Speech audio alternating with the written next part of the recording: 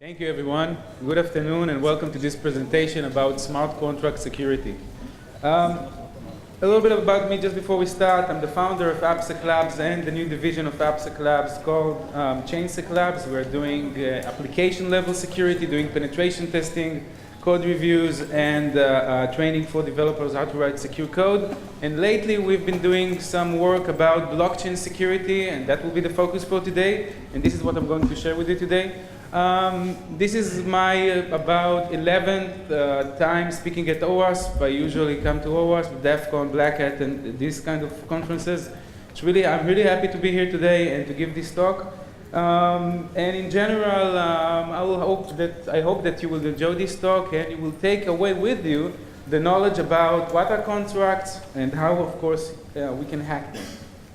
So what we're going to talk about today, we will start with an overview of smart contracts. We will see what are smart contracts, what is their execution model, how it works.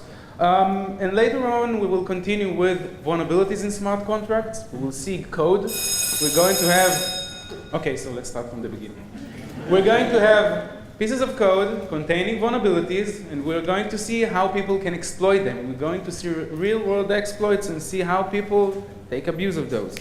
And we're going to see some demos. We're going to see that live. I hope that everything will work because we are actually doing things live on a real blockchain network running over there, out there. I don't have any control of it, so I hope that everything will work. And of course, we'll finish with mitigations of what we can do against these kind of problems that we're going to see. Just before we start, how many of you have ever heard about smart contracts? Whoa! So I'm in the wrong room, I guess. So I don't need to do any introduction, right? Well, I'm going to do that pretty much fast. But anyway, just before we start, I don't know if for those of you, if people here are already familiar with smart contracts, let's just make sure we know what makes them different than other types of applications that we usually write.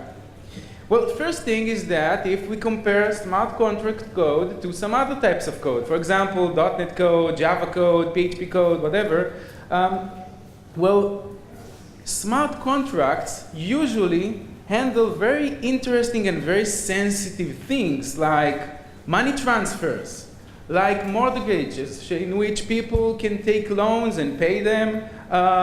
People can write smart contracts for real estate, and for supply chain, and for other interesting and very sensitive things. Second thing is that smart contracts is about money. Smart contracts, and in this presentation, we're going to focus on the most common platform for smart contract, which is Ethereum. But the things that I'm going to talk about today are relevant to other platforms. But in general, smart contracts, if I compare them to other types of environment, they have built-in, baked into the language, the notion of money, value. We have currency as part of the runtime, so the code can actually contain money, contain currency. It can send it to some other accounts, to some other contracts, and stuff like that. And it is more easier than before to steal money. If we compare it to plain old regular web applications, and web application, if I'm talking about banking application, and I'm an attacker, and let's say that I found the SQL injection that allows me to, I don't know, change the table in the database in which there are some balances. You know, it's pretty hard for the attacker to steal money, even though he found real exploit in a bank. You know why? Why it is, although there are lots of vulnerabilities in web apps and in critical apps, why, at the end of the day, it's hard for an attacker to steal money? Yeah. Because there are mechanisms that can revert the money transfer as people are involved. Mechanisms that prevent you and can revert that, because we can see that if I'm the attacker and I stole money and transfer it to my account, the other bank can reject it. Other ideas? Anonymity. Okay, anonymity. So let's say that I'm the attacker and I stole money to my account. I'm just framing myself, right? If I'm the attacker and stole money and transferred it to my account, people can know, the bank can know that I'm the attacker because there is a traces of where the money goes. Other ideas? Maybe he doesn't know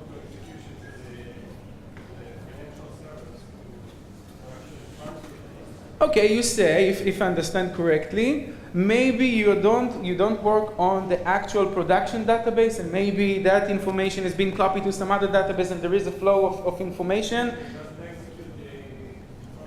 Yeah, but here we're talking about the closest as we can to the money. If I'm the attacker and I found some vulnerability in some piece of code that runs in a smart contract that contains some value, and I'm somehow manages to take it, that's it. Money is with me. I'm now the holder of the money. No one can revert that. No one can trace it to me, if I'm not stupid, right?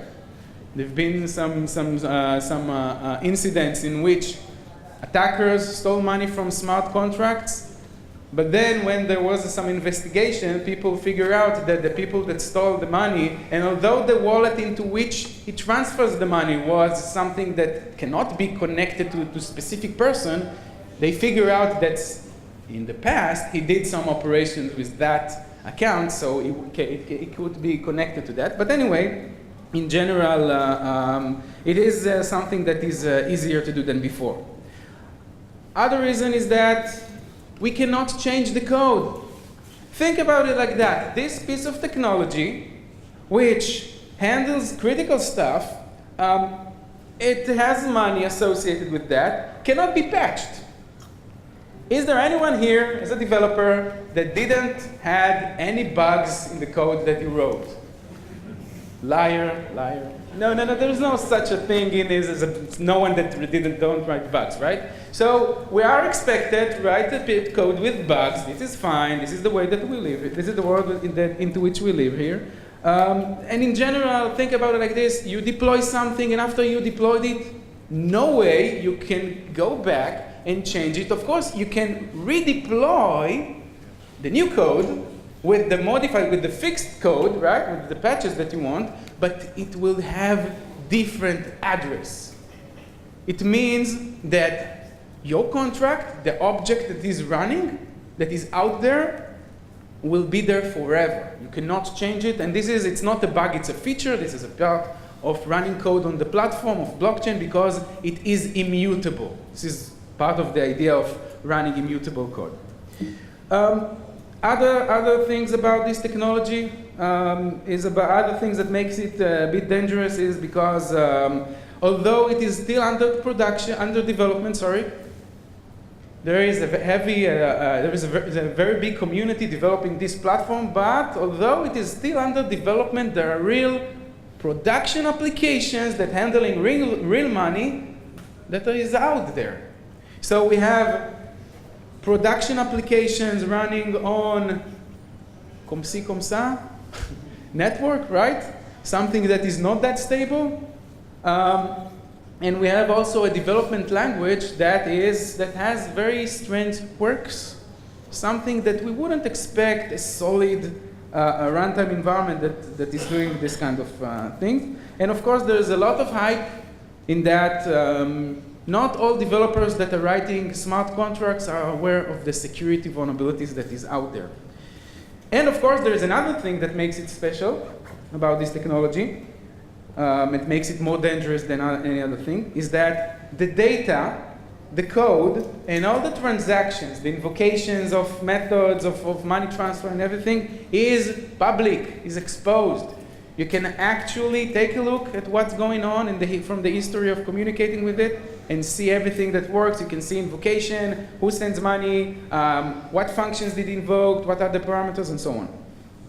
You know, there is a very famous saying that smart contracts is a Disneyland for hackers.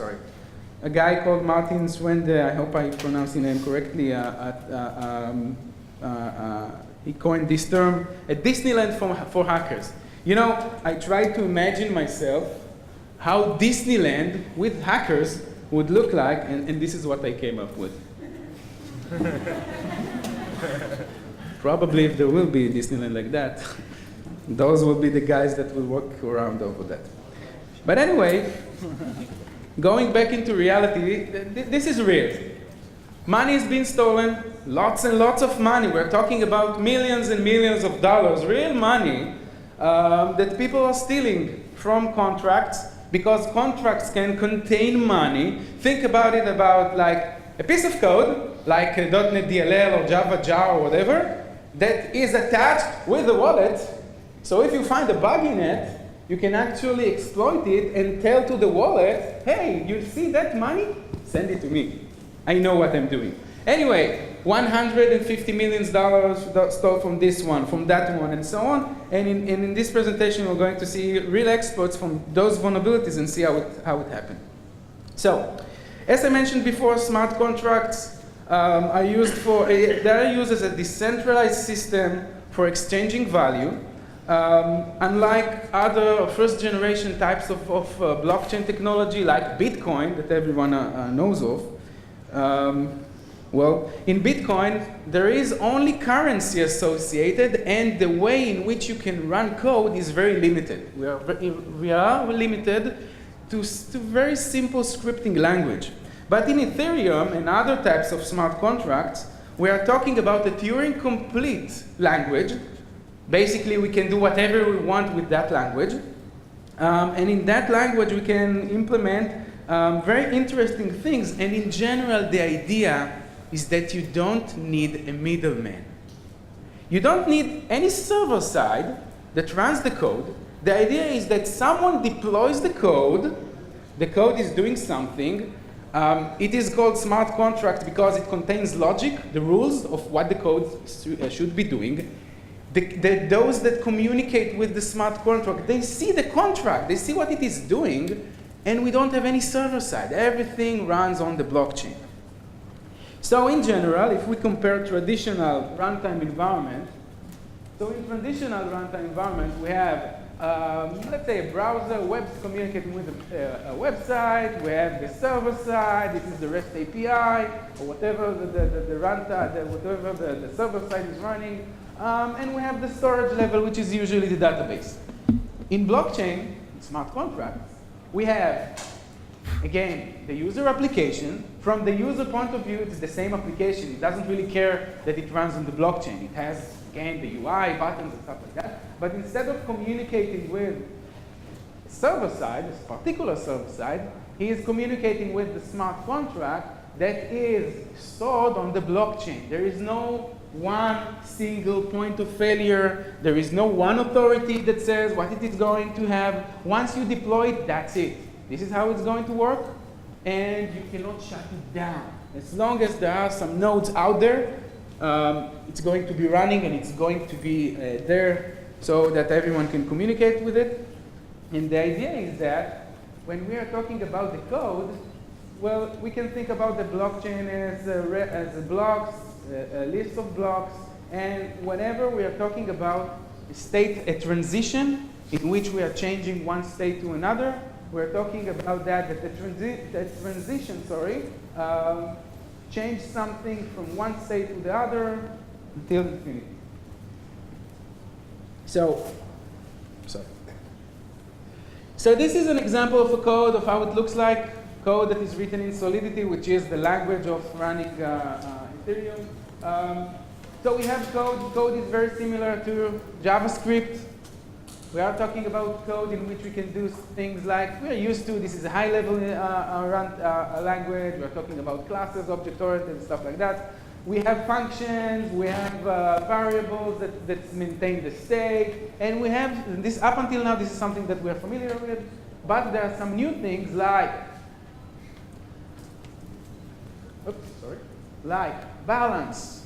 That code, as I mentioned before, is associated with a wallet, and it has some balance, it has some money associated with that. And the code is deployed in a particular address. So think about it like this. Think about a remote object, like we have in Java RMI or .NET remoting or web services or RPC or whatever, technology, DCOM, whatever. You have remote object. The object is stored in one particular address, and you can communicate with it. As long as you know the address of the object, and of course the methods that it exposes, there is a very defined schema for that, you can call its methods. Okay, so as I mentioned before, the execution model is that we are running the code in something that is called an EVM. the Ethereum virtual machine. All of the code is compiled from Solidity to Ethereum, to the Ethereum bytecode that runs on top of the Ethereum EVM. Each bytecode has an associated, what is called a gas. A gas is a unit of measurement of running the code. This is, you can think about it as a virtual CPU cycles for that. And the idea is that when you are invoking something, you are paying the miners to run it for you. So you are like paying them with gas. This is just to make the things more clear later on, but just keep that in mind. When you are invoking something, you are paying with bits of money for the invocation. Basic Solidity stuff, well, as I said, it's like very similar to JavaScript. We have a constructor. The constructor is called only once. When you deploy the contract, that constructor is being called. If there is no constructor, a default constructor will be generated for you, but then you cannot call it anymore. Another important thing to mention, and we will see it later on in the code that I'm going to show you, message.sender is the caller of the contract. So whenever, if there is a piece of code in which we want to ask questions about who is my caller or check the ID of the caller, this is like the caller ID. Another thing is that there is something called mapping. A mapping is just a very nice name for an array. So a mapping of address and unit. We are declaring here a variable called an array that is called balances. And let's say that later on we would like to access a specific index of it. So it's like balances, and the first one is address. So this is like balances of the balance of, for example, client address. And we are setting here to be, for example, 1,000. Okay, the 1,000 is the uint, the unsigned int that is over there. There is something that is called require. This is like an if. Require makes sure that some condition is met. We can call external functions and external contracts, and we can use the syntax of call or delegate call, and we can send the money to someone else using the API of send. So I'm going to show you very quickly how it looks like. So in general, let's say that I have this piece of code. The code here is a contract called vulnerable, and it has some variables and some functions and so on. This is the account that is deploying the contract. Let's close this one. This is the account that is deploying the contract. And when I would like to deploy it, since I need to send it to the blockchain, so some miner will do the work for me and write it into the blockchain, well, I'm sending it, and I need to sign that request, and I need to send the transaction to the blockchain. Now, what you see here is an add-on for browsers that is called MetaMask. And in MetaMask is something that is built into the browser, so I can just say that I would like to send this contract, for example. Just to make things a little bit clearer, I'm willing to pay a little bit more for this execution because someone else is going to run it for me. And now I've sent this request to the blockchain. It takes some time. Now, what I'm going to show you now is something that is called Etherscan that allows me to see what's going on over the blockchain. By the way, we're running now on a test environment called Ropstein.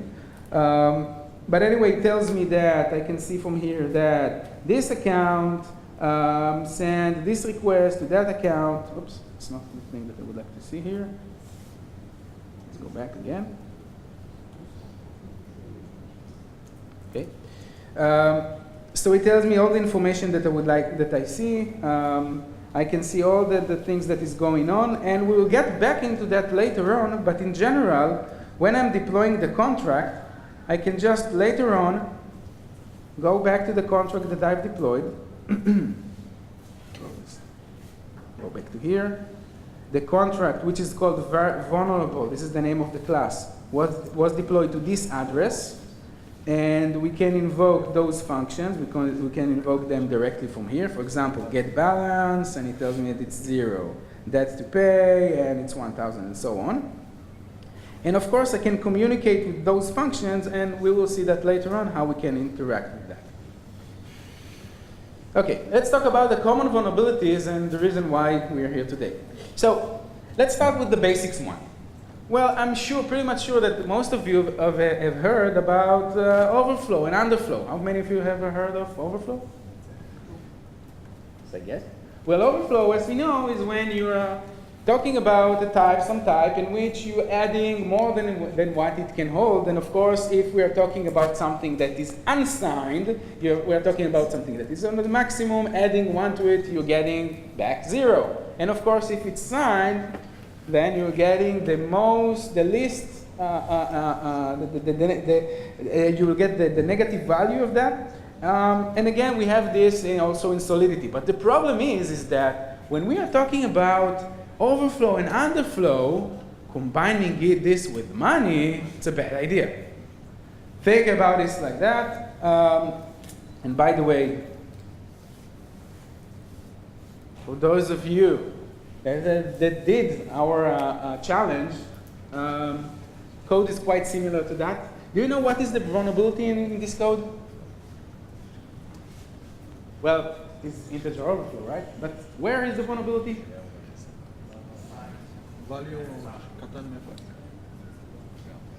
Where is the vulnerability? You know, when you read the code, well, for the first time, it looks like that everything is fine because we're checking that the amount, let's say that the sender is calling this function and he would like to transfer money to this account, and that's the value that it's going to transfer. The contract, first thing that it does, it makes sure that the balance of the sender, that he has enough money to send. So we are making sure that the money that he has less than the value that he has, that he wants to transfer, is more than 0. And if it does, then we are subtracting this value from his account and transferring it to the other account.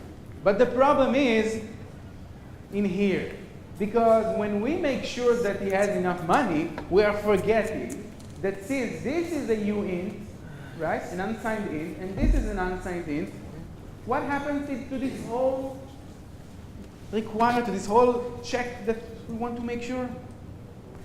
It will always be evaluated to true. And the reason is because this is an unsigned int, and this is an unsigned int. Even if this, let's say that this is 5 and this is 10. What happens if we have 5 less than 10? If you're talking about unsigned, we have -5, right? But in unsigned, it will always be greater than 0 because we are talking about an unsigned. So it's like we're just deleting this whole line and we end up with integer overflow. Next problem. Next problem is about authorization. If we take a look at this code, we see that we have balances, and we have these functions, send coin, blah, blah, blah, it is public, and we are doing some check, everything is good with this function. But we have do transfer. For someone that meets solidity for the first time, we probably think that because we didn't mention the public here, we are used to languages in which security is by default. Well, in Solidity, you would assume that the exposure of a function, if you don't mention its exposure, you're not saying specifically that the function is public, you would assume that it is private. No, it's public. And so in this case, even though we didn't mention it to be public, it is public. Anyone can call this function, and because anyone can call this function, anyone can just specify that he would like to transfer from it any arbitrary account to any arbitrary account and any arbitrary amount. Bad idea. By the way, 150 millions was stolen this way. Sorry?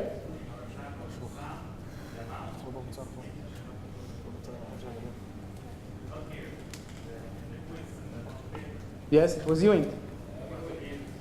No, it was uint. Uint. Okay. Okay. By the way, this is another example of money that was stolen just because a very simple mistake, a very innocent mistake. Many of us are doing that. In other languages, there is no harm, but in Solidity, there is harm. Again, we're talking about the same thing about exposure of functions. This class, this is a very famous contract which was called Dynamic Pyramid. And those that developed it changed its name to something else like Rubixi. I don't know where they got this name, but anyway, call it Rubixi. What they did is that they just do a rename for the class name. Remember, it was Rubixi, so the class was called Rubixi. Then someone got there and did some reflection and changed the code, the class name to Rubixi. Now, remember what I told you before in the beginning about constructor? You can call it only once, right? That was the constructor of a class that is called Dynamic Pyramid. What happens now when we rename this class to Rubixi? Is it still a constructor or just a regular function? It is just now a regular function.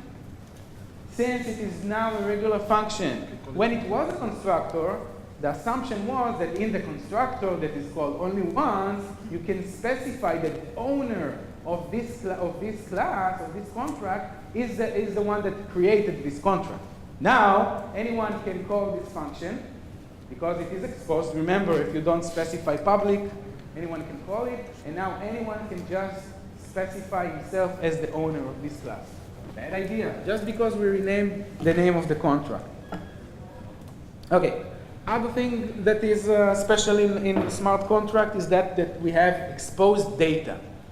Now, in the blockchain, when we are deploying contracts, you should remember that the three things are exposed. You have the code.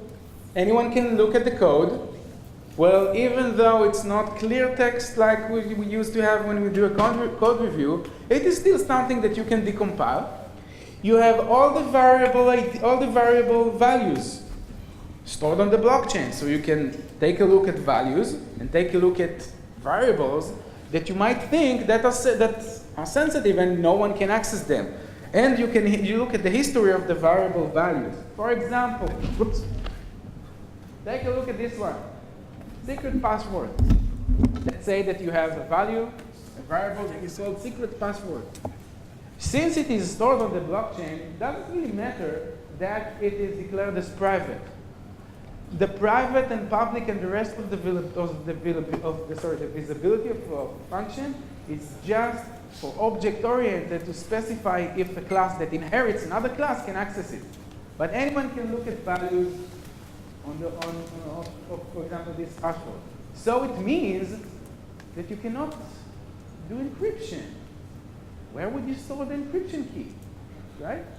You cannot do things that are related, for example, to random, or to do some things that are hidden, because the basic idea is that everyone can look at the code and look at what's going on. But people do mistakes and write very sensitive code and forget that on the blockchain everything is visible.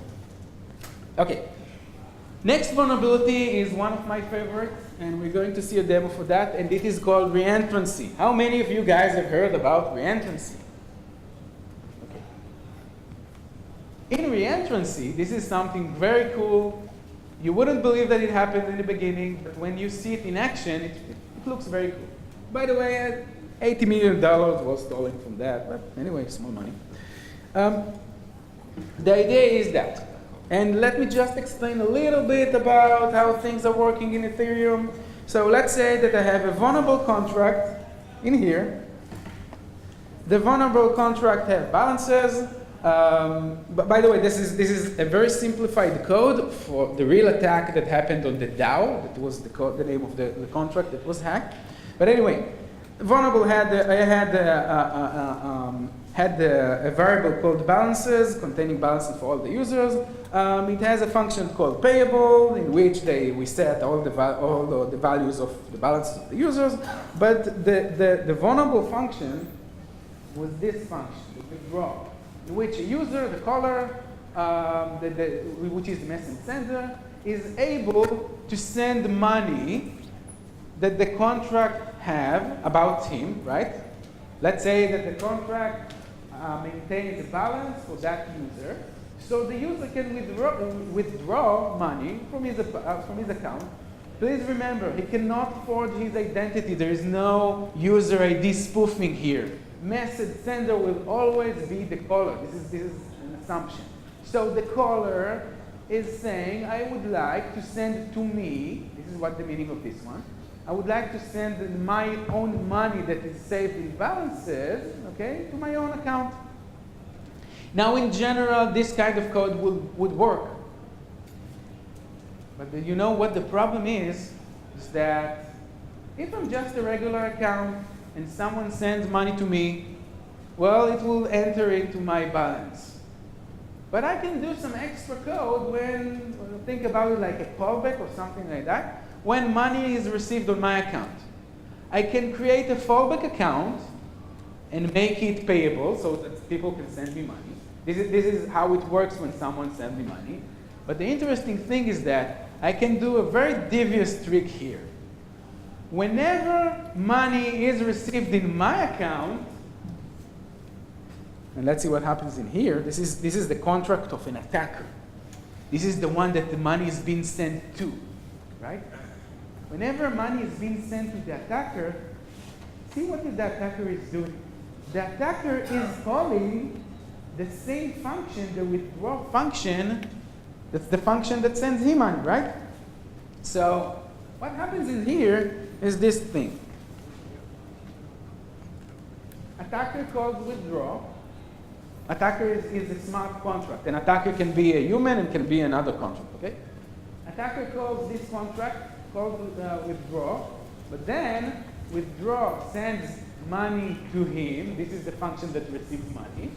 And in return, just before his balance was set to 0, specifying that he was cleared, right? We send the money to him. He's making a call here again to the same function. So what we have here, we have something like a loop. We have withdraw, calling him, sending him money. We are not zeroing yet his balance, and then we're calling it again and again and again and again. And by that, we can draw all the money that this contract has. Let me show you how it looks like. We're going to do it quite quickly. We have here the vulnerable contract. Vulnerable contract is basically like I described now. Let's check what is the balance of this contract. Again, as I told you, we're running on the actual network. It's quite slow, so sorry for that.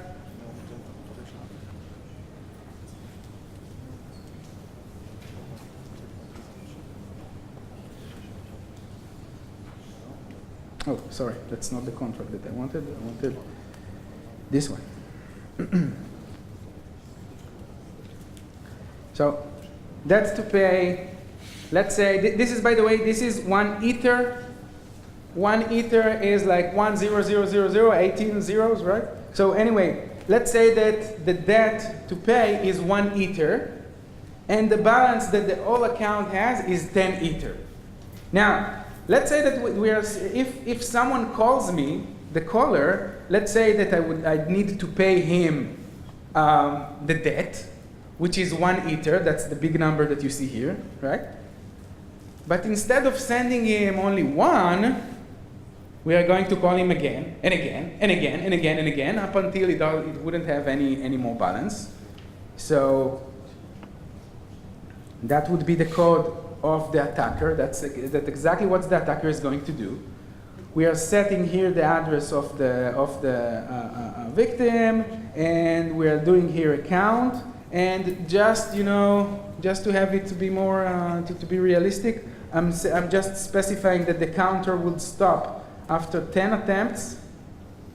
Okay, just to make it clear. And every time that I'm raising the counter by 1. When we get to 10, we will stop. But up until then, we're going to call again and again and again the pay debt. Any questions up until now? Just before I start this thing. Okay. So let me do it quickly. Just to make sure that, let me show you that the attacker contract have a balance of 0, and after the attack will succeed, we were going to have 10 Ether on his account. So I'm going to invoke attack now. MetaMask has identified this request, and now I am required to sign on this request. For the sake of making it a little bit faster, I'm going to pay more. I'm willing to pay more for gas. Let's submit it.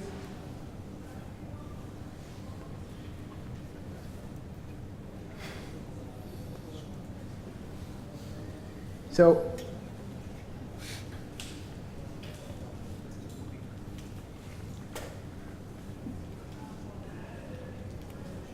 here I can see that the actual request is being processed now.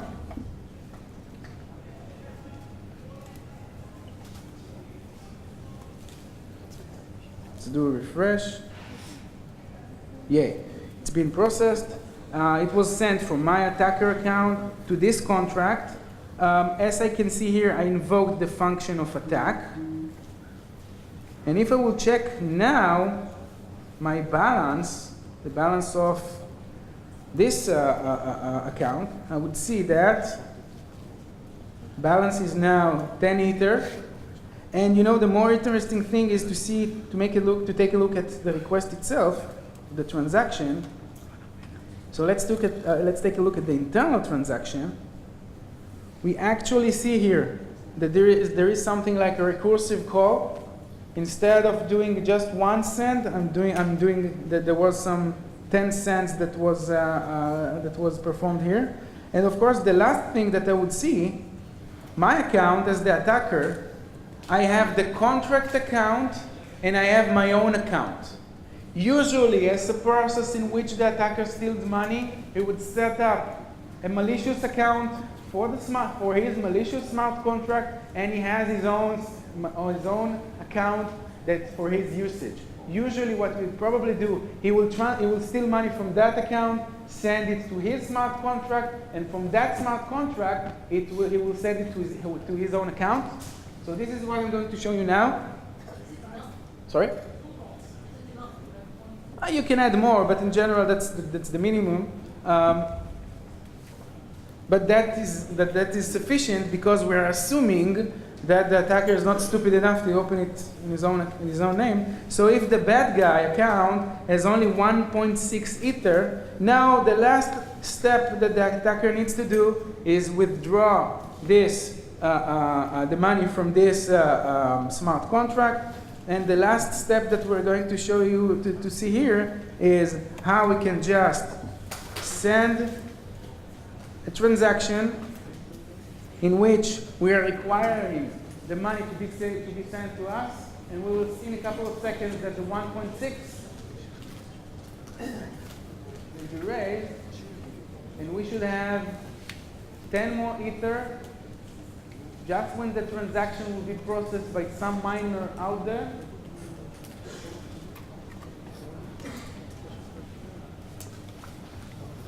Come on. And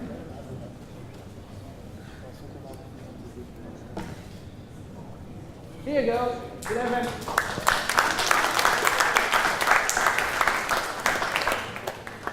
So that was an example of how we just manipulated this attack. And what I showed you now, this is how real money is stolen from a vulnerable contract. But there are some other vulnerabilities. I'm going to go pretty much fast on them. Well, one thing is that some code forgets to check the return value. What happens if I don't remember to check the return value here? If this line of code sends money, but I'm not checking whether an exception was thrown or not, if I'm just doing clearing here and then sending money, but somehow that request is being, there is an exception going on. I will end up with the money that is reverted, but my variables would get out of sync. Another interesting thing, this is actually real, is denial of service. Can you think about a problem that might occur in this kind of code? Let me give you a hint. We have a piece of code in which we have something like a bid. You know, in a bid, someone said, this is my bid, and as long as you don't have a higher bid, you know, at the end of the bid, someone is the one that sent the highest bid wins, right? So let's say that we have the current bid, the current bidder, and the highest bid up until now. And let's say that someone calls bid and suggesting a new amount that will be higher than the current one. If I'm requiring that the new value, let's say that we have a current value that belongs to the attacker. The attacker wants his bid to be the winning bid. He don't want anyone else to suggest higher bid than him. What he will do, let's take a look at this code. We have now a new bid. The new bid is higher than the current one. The current one belongs to the attacker. Since this one is higher, we are sending money. We are returning the money to the attacker, and we want the new leader to be the one with the highest one. But the attacker doesn't want the highest one to win. So, and this is the cool thing, when we send the money to him, you know what he would say? I don't want your money, thank you. He would throw an exception. And if he throws an exception, this piece of code will never be called. So if this piece of code will never be called, since no one can say, I'm the new bidder, I'm the one with the highest bid, then he will end up winning this bid because he's just making sure that whenever someone calls him, he throws an exception and wins. Another problem that we have is delegate call, in which we call external code. And in delegate call, we are like taking code from another contract. It is like using remote code. But the idea is that that code, let's say that there is a library. This is, by the way in which in smart contracts you are creating libraries. You are creating a library that says that this is a code that should be reusable by some other contracts. And then, let's say that this is a vulnerable contract. Now, the library didn't do anything wrong. The problem is that vulnerable is doing what we call a delegate call. A delegate call is like saying, I would like to use this code, but the code doesn't run in the context of lib. The code runs in the context of this function, of this code. It's like doing an include, right? Or doing like a JavaScript in which you are using a remote JavaScript in your application. You are taking away the remote code and running it in your own domain, in your own context. But the problem is that if I'm doing delegate call on this library, the problem is that delegate call is quite similar to reflection, in which you are dynamically say by the name of the function what function you would like to execute. Since the attacker controls the message data, he can say what is the name of the function that he would like to invoke. The name of the function, someone can maliciously call vulnerable, call this function, and specify in here that the name of the function that he wants to call is setOwner. And the problem is that setOwner, the owner equals message sender runs in this context of this function. And in general, it allows me to invoke code and dynamically code that was not intended to run in the context of this contract. So in general, that's a bad idea, and delegate call is responsible for lots of vulnerabilities that are out there. Well, other attacks that are worth to mention are transaction order independence, in which someone can control the order of transactions. So if I am a miner, and I would say, although that transaction happens before this transaction, well, I can, run them in different sequence. And maybe interesting things might happen. There are problems in which that are related to time hacking, and those attacks are related to that if the code is making decisions based on time, on the current time, the time is being taken from the machine that runs the code. So the miner can lie about the time, and it can change the behavior of the code. There are some vulnerabilities that are related to TX origin that are used for origin, which is a bad idea. And as I mentioned before, insecure random. Well, you know, in computing runtime, in computing environment, there is no real random. And in blockchain, well, of course, you cannot just hide anything. Okay, just before we will finish this talk, let's mention just a couple of mitigations that we should do when we are talking about securing a smart contract. Well, first thing is that we should be careful about when we are creating external code, or sorry, external calls to some remote code. And the assumption that we should have is that, you know, all code should be treated maliciously until proven otherwise, right? So when we are calling a remote contract, we should assume that that contract is malicious. He's going to throw errors, he's going to call me back, he's going to do whatever the worst thing that he can do, and this should be our assumption when we're calling him. We should handle errors. We shouldn't assume that everything is good, and you know, we should plan for the worst. We should remember that every data on the blockchain is public. Everyone can take a look at the code, can take a look at of the invocation, of what's going on, when I send ether to one account to the other, and so on. Remember that although the code is immutable, you can still plan for code changes. You can add to your code functionality that will allow you to upgrade your own code. Remember, you cannot upgrade your code once you put it there. But you can still build, you know, an infrastructure in which you can say, hey, this code has the ability to run future code. This is something that I can implement. So if I implement something that says, okay, if someone tells me that all code, all invocations will be sent to some other future contract, this is something that might help me to do some bug fixing and to mitigate and to solve vulnerabilities that I might have. Because remember, all code eventually will have bugs. Of course, we should use assert and require to make sure that all the assumptions that we have are actually happens. And we should know the difference between send, transfer, and call value that have different behavior, different way of calling, and of course, this is something that every Solidity developer must remember, and of course, every pen tester and everyone that is doing security code review must be aware of.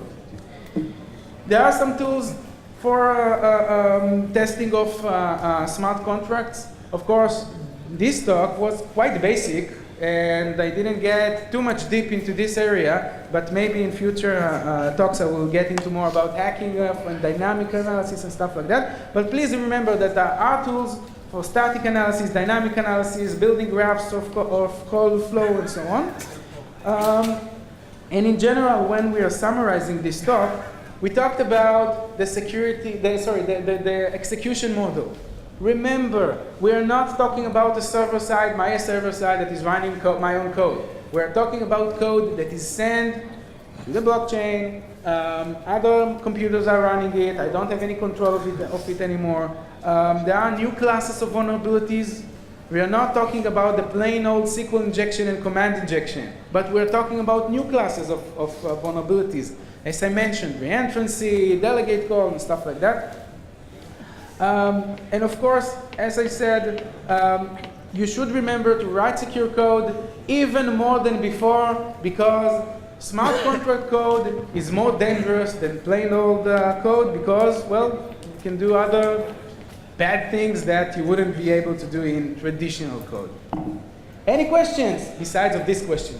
I don't know how to do that. Any questions? Okay, so if you don't have any questions, thank you very much. Thank you.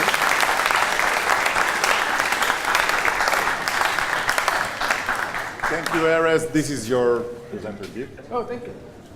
We have now the closing keynote session with Julie, and afterward we have the closing notes, and then we are